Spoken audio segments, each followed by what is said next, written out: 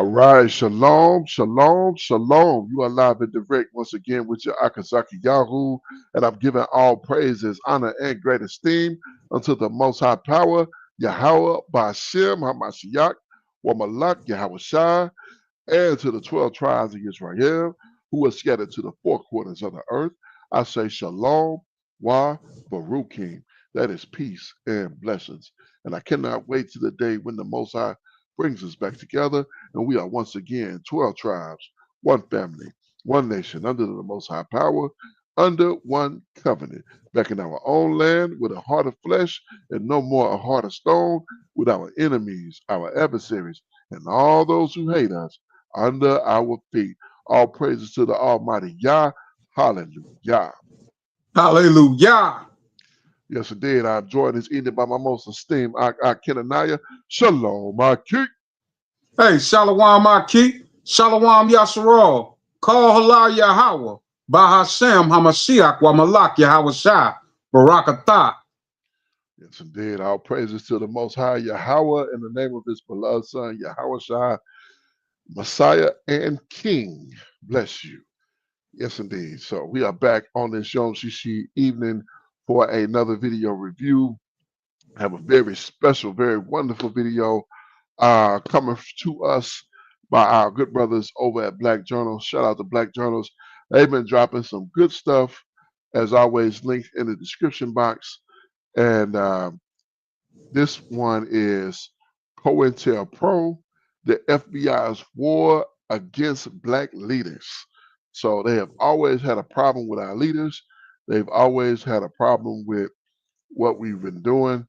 And this is going to really highlight it. So here we go.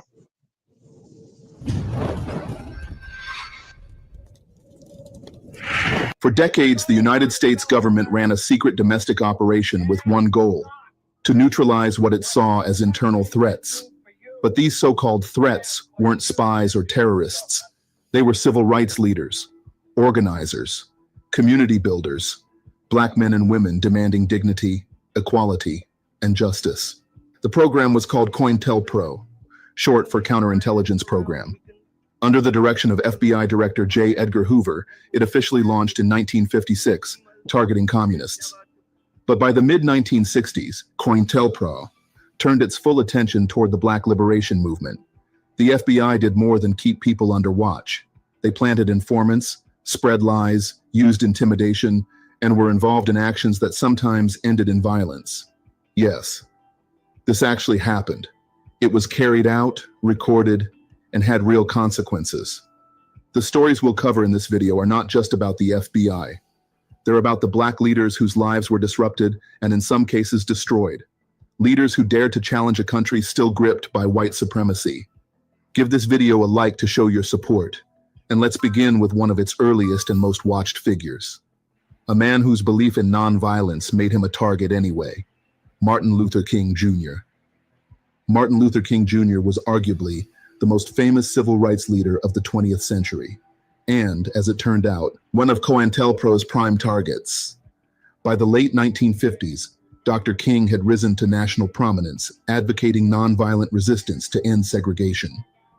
He led the 1955 to 1956 Montgomery bus boycott, and in 1957 co-founded the Southern Christian Leadership Conference to coordinate civil rights campaigns across the South.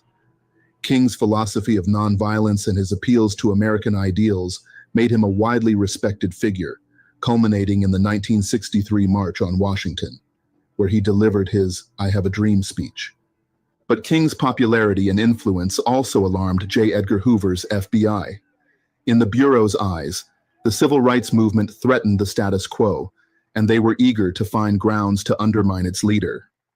As early as the founding of the SCLC in 1957, the FBI began monitoring King and his associates, initially justifying the surveillance by alleging communist influence in the movement.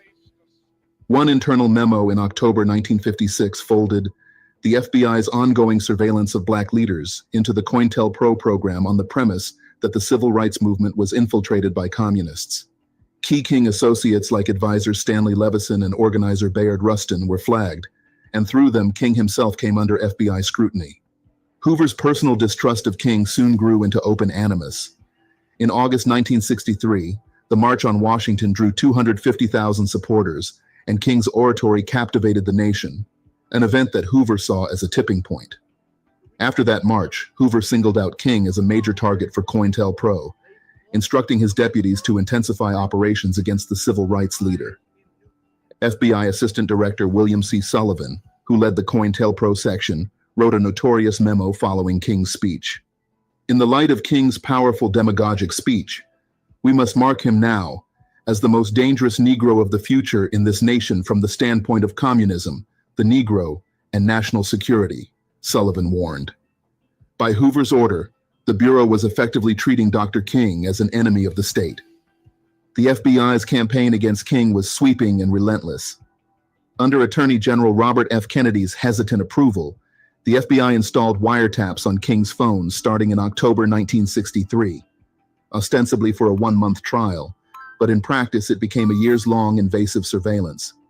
Soon the FBI was systematically bugging King's home and his hotel rooms, monitoring his private conversations around the clock. Teams of agents shadowed King during travel. They tapped the SCLC's office phones and those of King's colleagues.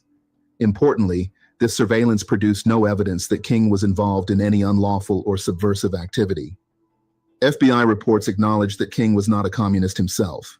Nevertheless, Hoover was determined to neutralize King by any means necessary. The Bureau shifted to a strategy of personal sabotage. They hoped to destroy King's reputation and influence by exposing details of his private life. By mid-1964, FBI wiretaps had picked up evidence of King's extramarital relationships. Instead of ignoring these irrelevant personal matters, the Bureau saw an opportunity. In November 1964, just as King was to be awarded the Nobel Peace Prize, the FBI took the extraordinary step of sending an anonymous package to King in an attempt to blackmail him.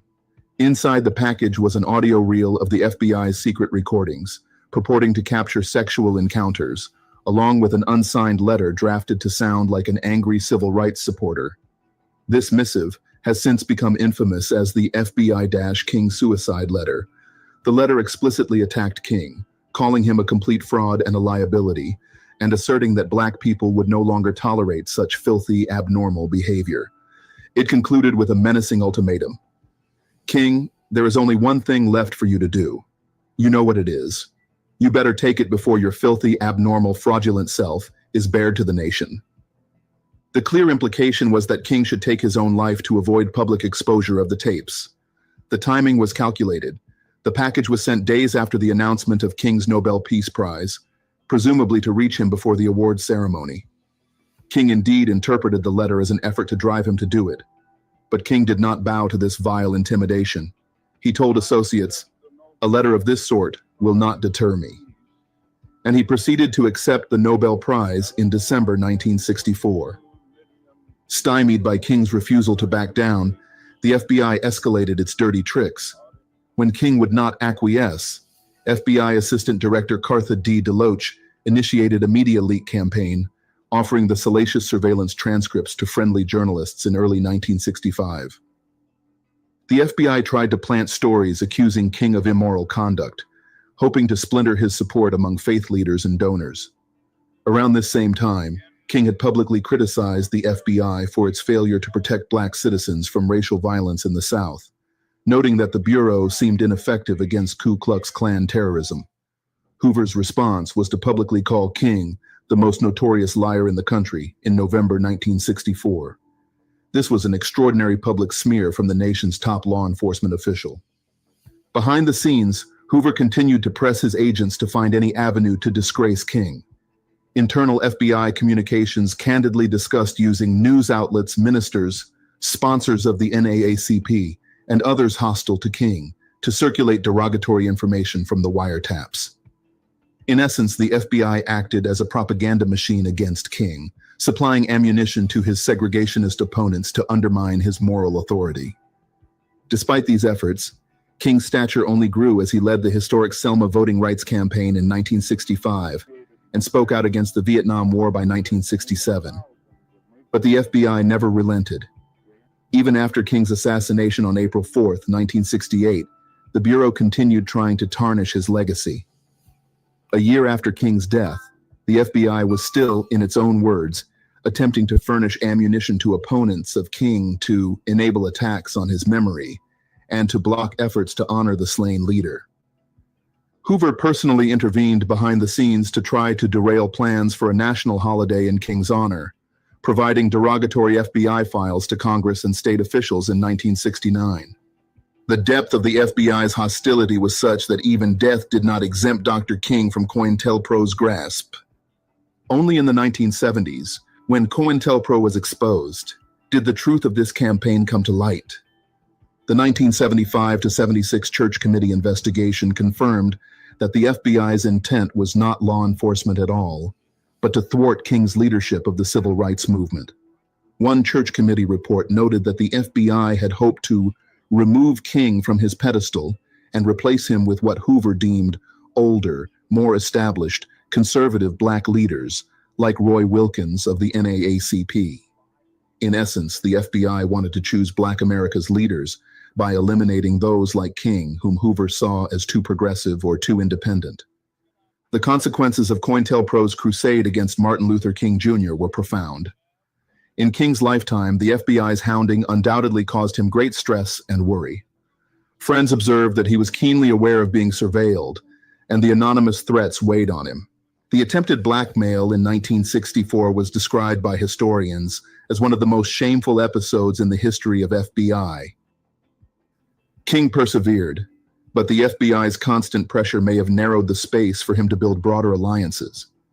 After King's assassination, the FBI's failure to protect civil rights workers came under scrutiny. Although a lone gunman named James Earl Ray was convicted of King's murder, the climate of hatred and suspicion that COINTELPRO helped foster cannot be disentangled from the violence of the era. By dehumanizing Black leaders as national security threats, COINTELPRO contributed to an atmosphere that made political violence appear permissible to extremists. King's tragic death was not directly at the FBI's hands, but the Bureau's obsessive targeting of him remains a stain on American law enforcement. It wasn't until years later that King's image would be rehabilitated in the eyes of the federal government, and by then, Hoover was gone and COINTELPRO disbanded. In 1977-78, a federal court ordered the FBI to restrict its domestic surveillance practices, directly citing the FBI's record with Dr. King as an example of abuses to be prevented. Today, Martin Luther King Jr. is celebrated as a national hero, and even the FBI publicly claims to honor his legacy. A bitter irony, given that in King's lifetime, the Bureau saw him as an enemy to be destroyed. While King drew crowds with hope, another voice challenged the country with sharp clarity and anger. This other man did not ask for change, he confronted it. And for that, the FBI saw him as a different kind of threat.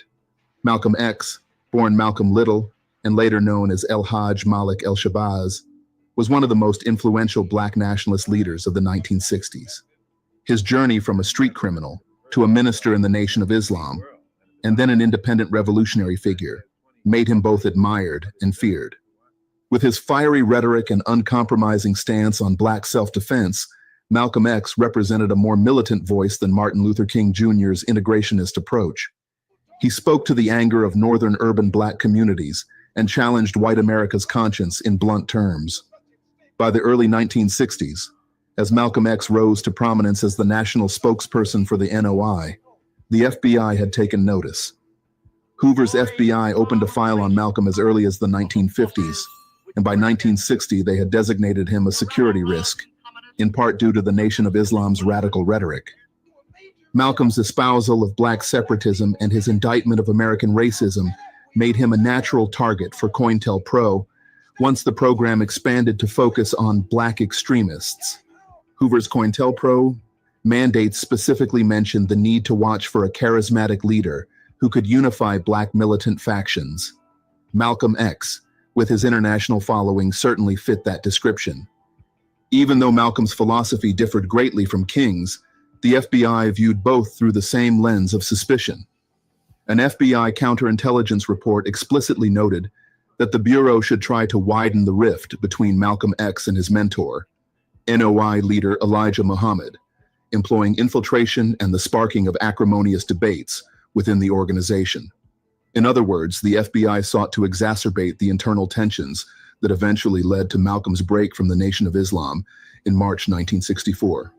FBI files declassified years later show that the Bureau had multiple informants close to Malcolm X.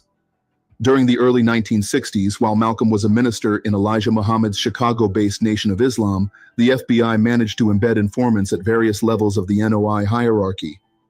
These informants fed Hoover's agents information about growing discord between Malcolm and Elijah Muhammad, stemming from Malcolm's increasing popularity and Elijah's jealousy, as well as Malcolm's learning of Elijah's moral indiscretions. Rather than simply observe, COINTELPRO took active steps to aggravate this discord. The FBI's New York office, for example, reportedly crafted fake communications and anonymous letters designed to fuel paranoia within the NOI's ranks. According to a 1976 Senate investigation, FBI operatives spread rumors to ensure Malcolm X's suspension from the NOI and to fan the rivalry between Malcolm and Elijah Muhammad. One documented COINTELPRO tactic was to send an anonymous letter to Elijah Muhammad, insinuating that Malcolm X was planning to supplant him, and simultaneously to suggest to Malcolm that the NOI leadership was plotting against him. Such divide and conquer schemes were a COINTELPRO hallmark, and in Malcolm's case, they capitalized on existing fissures. In March 1964, Malcolm X did indeed leave the Nation of Islam after a bitter fallout with Elijah Muhammad. While the primary reasons for the split were internal, FBI files indicate the Bureau was pleased at this outcome and continued to monitor both factions closely. After leaving the NOI, Malcolm X founded the Organization of Afro-American Unity and began moderating some of his earlier rhetoric. He embarked on travels across Africa and the Middle East, embracing a more global Pan-African perspective and even softening his stance on interracial cooperation after his pilgrimage to Mecca. However, Malcolm's break with the Nation of Islam put his life in grave danger. He was now seen as a traitor by the NOI's most zealous members. The FBI was well aware of the death threats against Malcolm. In fact, one of Malcolm X's top security men, Gene Roberts, turned out to be an undercover officer from the New York Police Department's intelligence unit, which often coordinated with the FBI. Despite inside knowledge of plots against Malcolm, no one intervened to protect him. On February 21, 1965, Malcolm X was assassinated in front of a ballroom crowd in New York by gunmen identified as members of the Nation of Islam. The FBI has always denied direct involvement in Malcolm X's killing. However, it is documented that the FBI's campaign of infiltration and rumor mongering ultimately led to Malcolm's assassination. FBI records show that in the months leading up to the murder, Bureau informants and agents worked to intensify the feud between Malcolm and the NOI. Following Malcolm X's assassination, the FBI's involvement came under scrutiny. 3 men were convicted of the murder: Muhammad Aziz and Khalil Islam from a Nation of Islam mosque in Newark, New Jersey, and Thomas Hagen from Harlem. It later emerged that the FBI and NYPD had withheld exculpatory evidence during that trial. For instance, undercover operatives knew Aziz and Islam were likely not involved, but this was not revealed. Decades later, in 2021, Muhammad Aziz and Khalil Islam were formally exonerated after a reinvestigation found that authorities had wrongfully convicted them and suppressed key information. That reinvestigation by the Manhattan District Attorney implicated both the FBI and New York police in failing to prevent the assassination and in perpetrating a miscarriage of justice. Furthermore, in 2023, Malcolm X's family filed a lawsuit alleging government agencies, including the FBI and CIA, conspired and executed plans to assassinate Malcolm X, or at least willfully did nothing to stop it. While these claims remain the subject of litigation and historical debate, what is clear is that the full extent of the FBI's involvement in Malcolm X's death is unresolved. Pulitzer Prize-winning historian Manning Marable concluded that most of the men who plotted Malcolm's assassination were never apprehended, and that the full extent of the FBI's involvement cannot be known. In other words, there were likely additional conspirators or informants with roles that were covered up, and FBI files on the case remain partly secret or destroyed. In 2010, on the 45th anniversary of Malcolm's assassination, the Washington Post reported that some former agents themselves believed the Bureau had complicity in Malcolm's death, by knowingly fanning the flames that led to it. Indeed, a retired agent admitted that COINTELPRO initiatives did everything short of pulling the trigger. They wanted Malcolm neutralized, and neutralized he was. The tragedy is that rather than engage with Malcolm X's critiques of racism, the US government, through the FBI, sought to silence him. COINTELPRO succeeded in contributing to Malcolm X's demise, yet his ideas survived. Malcolm's life was cut short, but his indictment of America's racial crimes and his call for Black dignity remain deeply resonant. Even after all these decades, the FBI has yet to fully acknowledge its complicity. The death of Malcolm left a vacuum that younger voices tried to fill. One of them was Stokely Carmichael.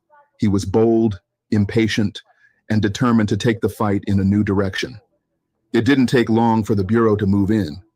In June 1966, activist Stokely Carmichael stood on a Mississippi roadway during the Meredith March Against Fear and proclaimed Black Power to a crowd of marchers. This moment marked a turning point in the civil rights movement. The slogan Black Power captured a new spirit of assertiveness and racial pride among Black Americans, especially the youth. Stokely Carmichael, then only 25 years old, instantly became the face of the emerging Black Power movement. As the newly elected chairman of the Student Nonviolent Coordinating Committee, Carmichael had already been a veteran of the freedom rides and voting rights campaigns in the Deep South. But unlike mentors such as Martin Luther King Jr., Carmichael grew impatient with nonviolence and interracial coalition building. He argued that Black Americans needed to build independent political and economic power, free from white influence, even if it meant embracing radical and militant strategies. His bold ideas and fiery oratory made him a celebrity of the late 1960s Black liberation struggle. They also made him a prime target of J. Edgar Hoover's FBI. Hoover regarded Stokely Carmichael as one of the most dangerous Black leaders of the era. Internal FBI documents show that by 1967, the Bureau saw Carmichael as a radical who had the potential to unify various Black militant groups. A March 4, 1968 FBI memo, the same memo outlining goals to prevent a Black Messiah, explicitly singled out Carmichael. Carmichael has the necessary charisma to be a real threat in this way, it noted, discussing the prospect of a leader who could unify the movement. Hoover was alarmed that Carmichael was forging links between SNCC and the Black Panther Party, which was founded in Oakland in 1966.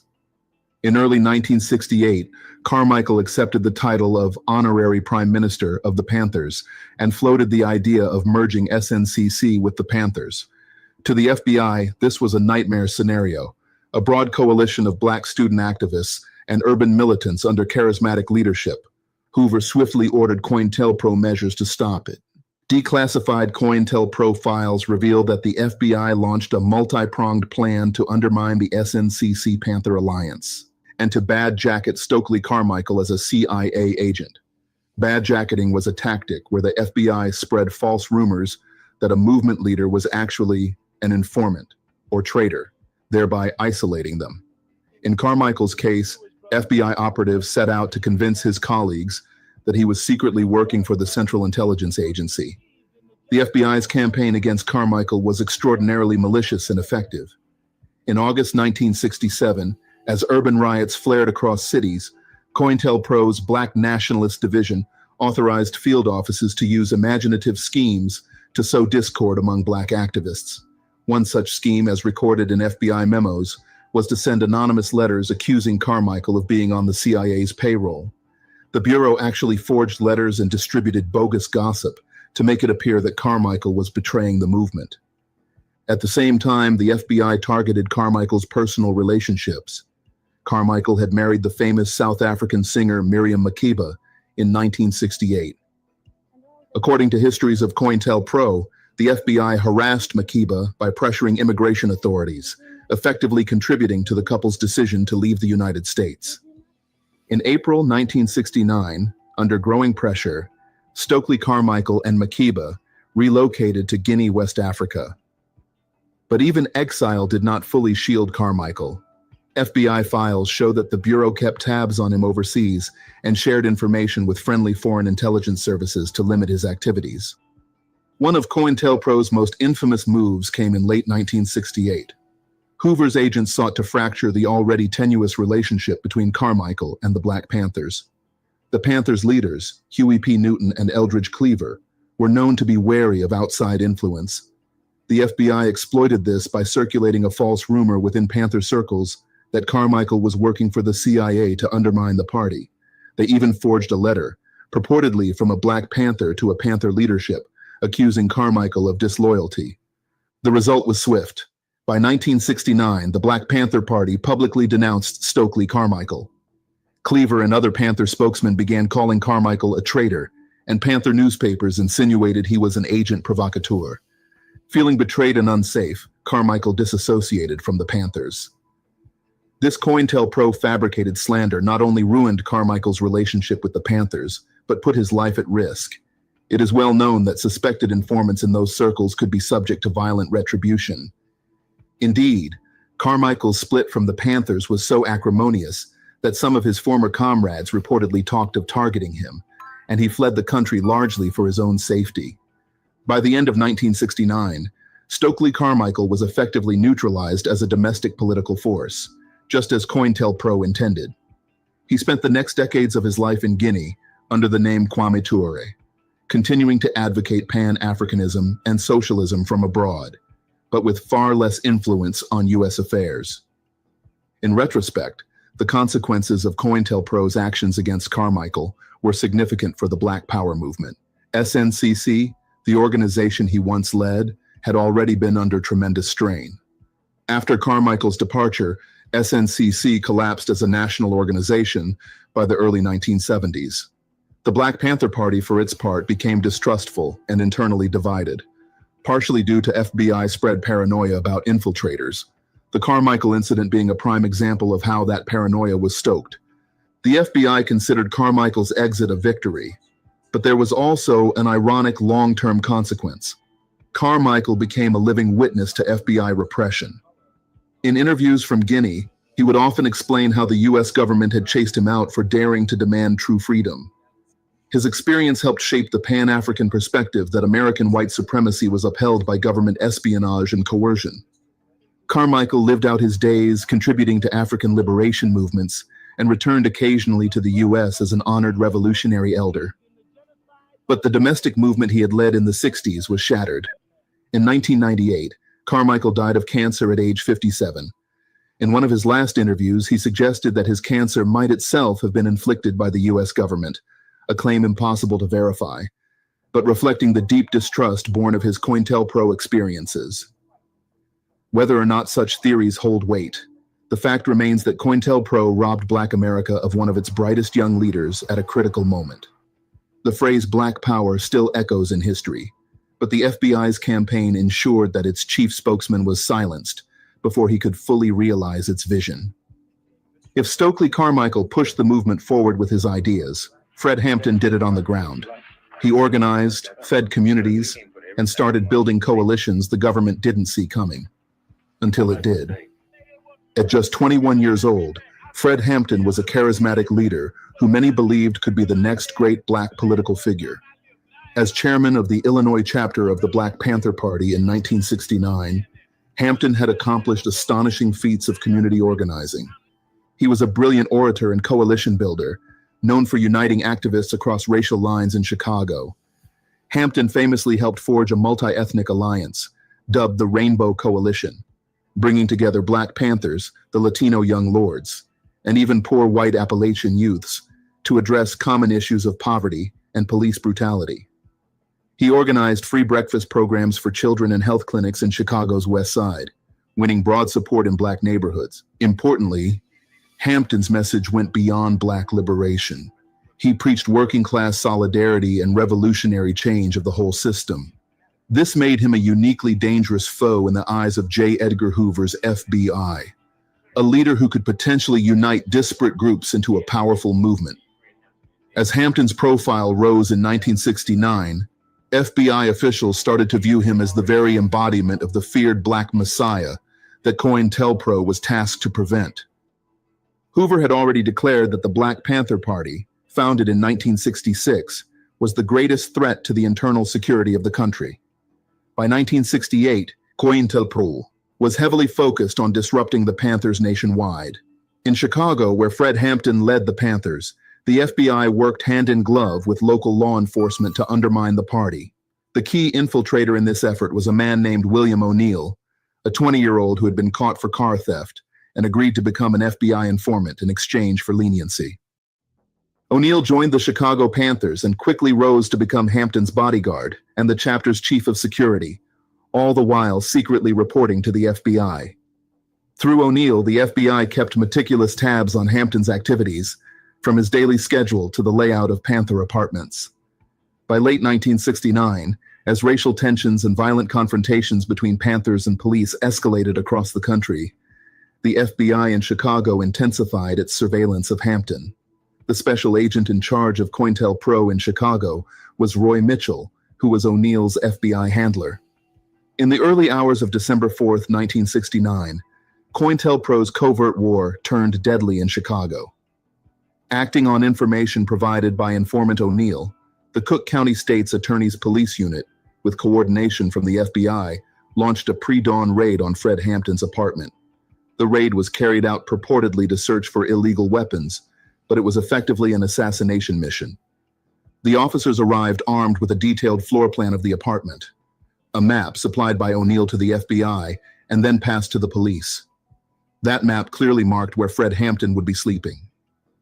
At around 4:30 a.m., while Hampton and several fellow Panthers were asleep, reportedly after being drugged by O'Neill to keep him from waking, police burst through the door and opened fire.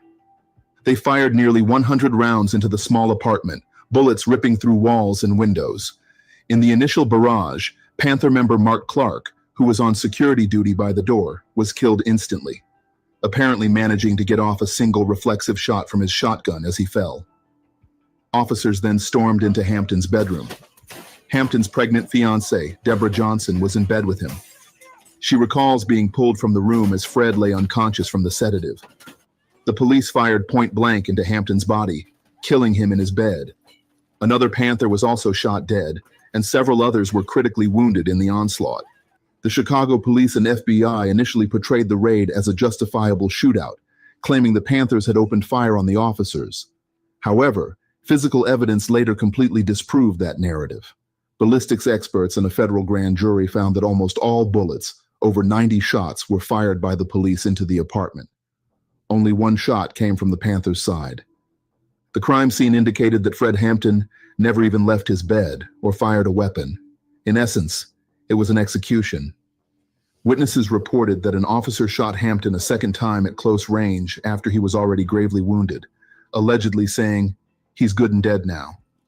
Notably, the FBI's fingerprints were all over this raid. In 1971, the public first learned of COINTELPRO's existence, and by the early 1970s, the Hampton case became a focal point of accusation that the FBI had conspired to murder a black leader. Investigators discovered an internal FBI document from December 1969, in which Hoover's office congratulated the Chicago office on the Hampton raid. In one memo, the FBI authorized payment of a $300 bonus to informant William O'Neill for his information leading to the raid. Another FBI letter, uncovered years later, showed Hoover personally commended Agent Roy Mitchell 6 days after the raid, praising his efforts in a matter of considerable interest to the FBI in the racial field, and approving a monetary reward for Mitchell. These documents leave little doubt that the FBI viewed the operation's outcome, Fred Hampton's death, as a success for COINTELPRO. Further evidence of the FBI's role came from courageous whistleblowers.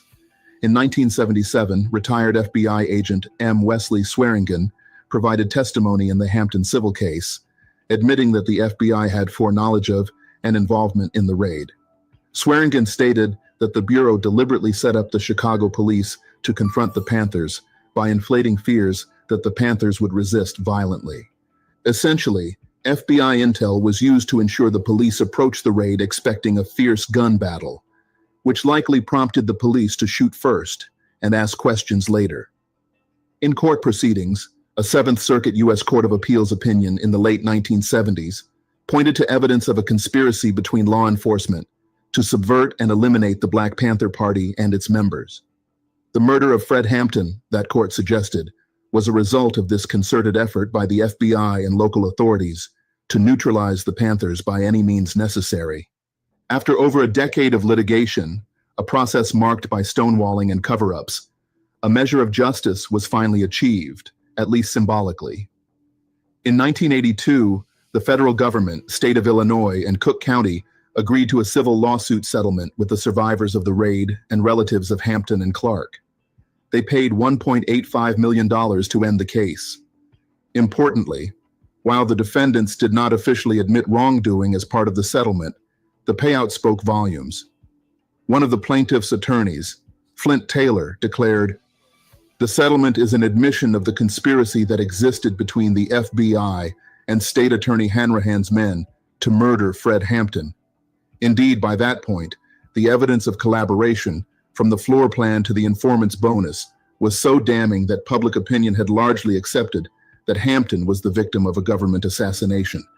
For Black America, Hampton's assassination was a searing lesson in the lengths to which the state would go to suppress Black liberation movements."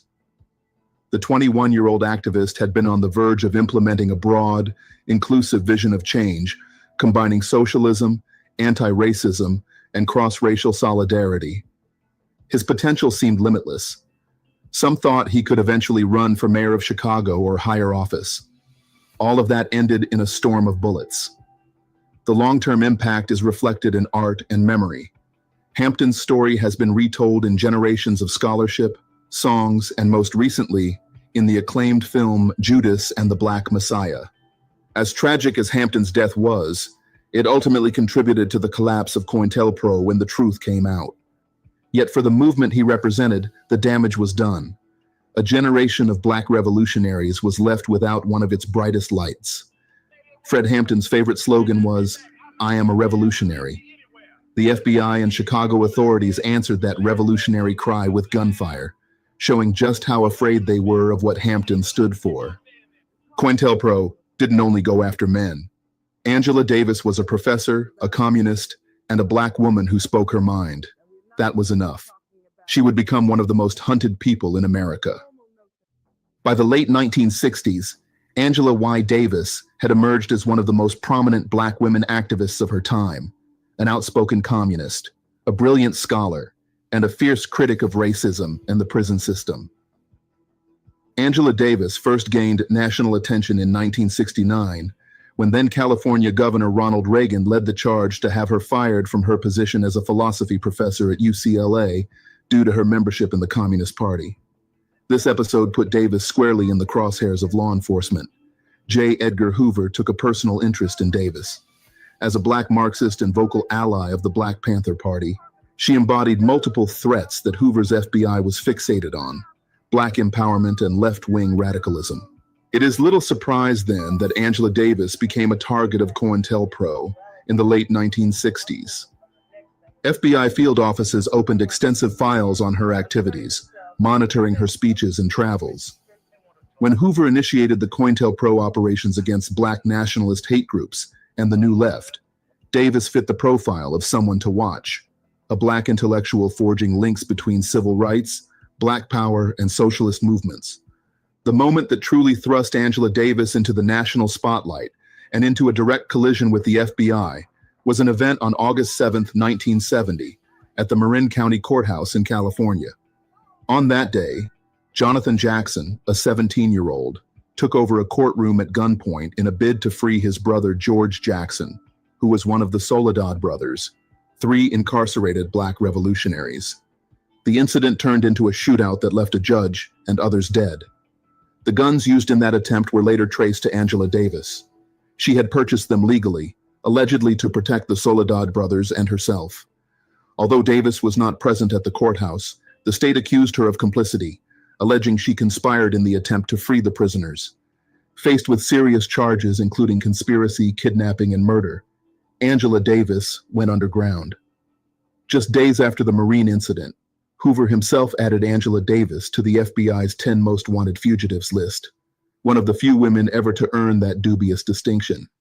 The manhunt for Angela Davis in the late summer and fall of 1970 was one of the FBI's most high-profile operations.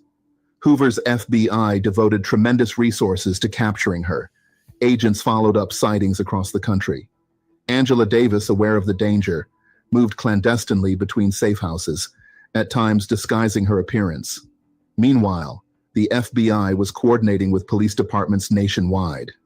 On October 13, 1970, after roughly 2 months on the run, Angela Davis was arrested by the FBI at a motel in New York City. She was found unarmed and taken into custody without resistance. Upon her arrest, FBI Director Hoover reportedly was overjoyed, and President Richard Nixon personally congratulated the Bureau on the capture of the dangerous terrorist Angela Davis. Nixon's statement, referring to Davis as a dangerous terrorist, encapsulated the official line on Angela Davis at the time. To many observers, it was shocking rhetoric to use against a philosophy professor and activist, but it reflected how deeply the government had villainized her. In fact, Nixon's branding of Davis hinted at why the FBI and political leaders like Reagan and Nixon were so intent on neutralizing her. She represented a bridge between militant black activism and broader leftist, even global revolutionary currents. That posed an ideological threat they were keen to destroy. Angela Davis's arrest catapulted her into the global spotlight as a symbol of political resistance. A Free Angela Davis movement sprang up almost immediately, with rallies, buttons, and posters demanding her release. The Soviet Union and Eastern Bloc countries made Davis a symbol of American political repression, while in the U.S., many activists saw her case as the epitome of racist and political persecution. Importantly, Davis was not accused of pulling any trigger. She was essentially charged for her associations and beliefs. This made her a political prisoner in the eyes of her supporters. The FBI and prosecution, on the other hand, sought to paint her as a mastermind of violence. During her 16-month incarceration awaiting trial, Davis was subject to heavy security and isolation, underscoring how much of a high-profile prisoner she was. All the while, COINTELPRO did not explicitly end until 1971, so it's likely that the FBI continued to gather intelligence on Davis's supporters and any mobilization around her, feeding information to state authorities. The trial of Angela Davis took place in 1972 in Santa Clara County. It was one of the most prominent trials of the era. Davis and her legal team argued that she was being framed for her revolutionary beliefs, a political frame-up, as she declared in court. The prosecution had to prove that Davis was involved in planning the courthouse attack, which was a tall order. After weeks of testimony, including Angela Davis's own passionate defense, the jury delivered its verdict in June 1972. Not guilty on all counts. Angela Davis was acquitted, affirming her insistence that she had no role in the violent events. It was a stunning defeat for the state and by extension for the FBI, which had expended enormous effort to put her behind bars. The outcome was celebrated worldwide. John Lennon and Yoko Ono wrote a song for her titled Angela. The Rolling Stones referenced her in Sweet Black Angel, and millions who had followed the case rejoiced at the news of her freedom. After her release, Davis continued her activism, focusing on prison reform and speaking against the very systems that tried to silence her. The FBI's pursuit of Angela Davis backfired, elevating her to an even more prominent status. Yet the intensity of the campaign against her had lasting effects. Angela Davis herself has reflected that it was a trial of the movement, as much as a trial of her, meaning the state was aiming to repress revolutionary movements by crushing one of their prominent figures. The psychological toll on Davis and those close to her was immense. She lived with the knowledge that her own government hunted her like a terrorist. That kind of experience leaves scars. Davis herself noted that losing your job, being labeled a terrorist, facing prison, all of that was intended to send a message. The FBI's message was that Black women too, who dared to challenge American racism and capitalism, would be dealt with severely. Today, Angela Davis is a respected author and professor, her image no longer that of a fugitive but of a seasoned elder of social justice movements. But the history of how her government treated her in her 20s serves as a dark reminder of COINTELPRO's reach. It reached into universities and lecture halls, not just street corners, in its quest to neutralize Black dissent.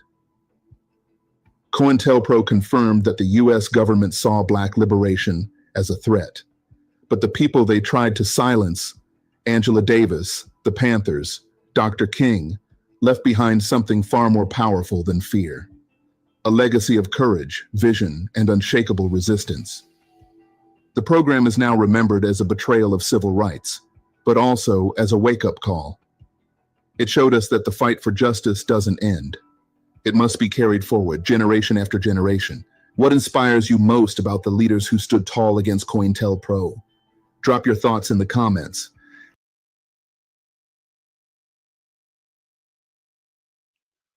Man, oh man, oh man. My goodness, my gracious. What a haunting historical legacy so-called black people in this country have. Who'd have thought just your idea that you wanted to be out or from under the oppressive thumb of these people would make you an enemy of the state.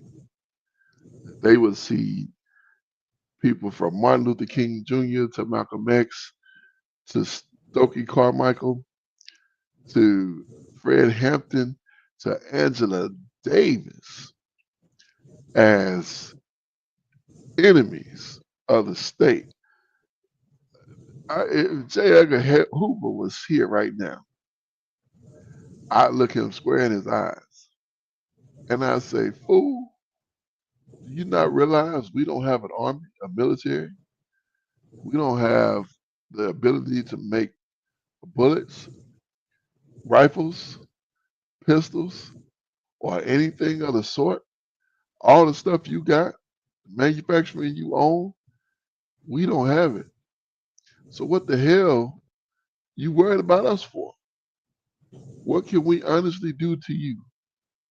You honestly believe we don't even have the resources to raise and sustain our own food supply. We have to depend on your food supply. And you worried about us? Like that I don't know what, I wish I had a logical explanation for this behavior, for this ideology, for this thinking. And unfortunately, I do not. I couldn't begin to tell you why in the earth anybody would look at our people in the state that we were in the 60s, in the state that we're in today, and think that this people behind in this country, as much as a minority as can be explained, is going to somehow rise up and take over everything without some very, very divine intervention. Because that's the only way that we're going to be able to take anything as it pertains to this place and all the places where we are scattered. It's going to have to be some divine intervention. It's not going to be by our own might. We're not going to buy swords and guns and rifles and bullets and food and support ourselves in a war behind the enemy lines of the people that we fight. That it's never been done in the history of combat. I can recall. Never. But the thing you need to be worried about is the thing you're not worried about. And that's Hamashiach. Because when Hamashiach is released by the Most High, by Yahweh El Elyon, then he won't be nothing you can do to stop what's going to happen at that point. So I'm a year there. Go ahead, Akeem. Khan, I think I had heard, I was familiar with, just about, all of them that we covered, that were covered in the video. However, I was unaware that Angela Davis was, a victim of, I really don't want to call any of because they were so much more. You know what I mean? But I was unaware of her, being on that list of the FBI, and they have really, really made an enemy out of so-called black folks. For wanting to improve our situation. Yeah. And we were talking about us as a people still being around, despite everything that's been thrown at us. Mhm. And it is truly the grace of the Most High that we're still here, because these people have so much help in making our lives difficult. We were living in some troubling times. We've been living in some troubling times. However, we see the Father's hand moving, and we get comfort from that. All of these wrongs that have been done to our people will be rectified. All praises to the Most High for all that He's doing, for all that He's done, all that He's doing, and all that He will do. Hallelujah. Hallelujah. All praises indeed. Well, I mean, it's really appalling, truthfully, Hmm. and it's hard to. I'm not going to say hard to fathom because it's history, it's historical, and it was so bad that some of their own people started turning them in because this is Hmm. ridiculous. You know what I'm saying? Your own people are going. This was just. I mean, this behavior is just so egregious that I gotta say something. They started blowing whistles, became whistleblowers. I'm telling it, because this is how bad this thing was. So, uh, man, yeah. As we wait for the return of Mashiach and the redemption of the children of Israel from the four quarters of the earth, uh, we're gonna remember why we do what we do. It's the reason why we do this. Uh, Book of Romans, chapter 10 and verse 1. Brethren, my heart's desire and prayer to Abba for Israel is that they might be saved. We want to see our people saved. We want to see our people set free. We want to see our people restored to the prominence in which the Most High have promised that we will be restored to. How are we going to do it? Number one, we're going to keep the faith and the belief in Hamashiach and the Messiah.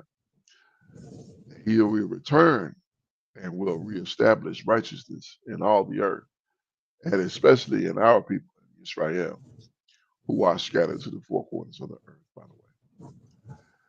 Also, Ecclesiastes chapter number 12 and verse number 13. Let us hear the conclusion of the whole matter. Fear the Most High and keep his commandments, for this is the whole duty of man. It is so very important for us to understand that in the conclusion of the whole matter, we are to fear the Most High and keep his commandments, for this is the whole duty of man. At the end of the day, when it is all said and done, all the dust is settled, and all the smoke is cleared, we will be judged on whether we have feared the Most High and kept his commandments. Why? Because this is the whole duty of man. I am your Akazaki Yahu, joined by my most esteemed Akinanaya, giving all praises, honor, and great esteem unto the Most High Power, Yahweh, Ba'ashem, Mashiach, Wamalak Yahweh Shai, and to the 12 tribes of Israel who are scattered to the four corners of the earth. I say shalom, wa baruchim. That is peace and blessings. And I cannot wait to the day when the Most High brings us back together and we are once again 12 tribes, one family, one nation, under the Most High power, under one covenant, back in our own land with a heart of flesh and no more a heart of stone, with our enemies, our adversaries, and all those who hate us under our feet. Until that day come, shalom, family. Shalom, Mr. Pekai. All praises to the Most High. Praise you, Abba Yah, Kwam Yasha Allah, Kwam Yashala. and Barak Hashem Yahweh.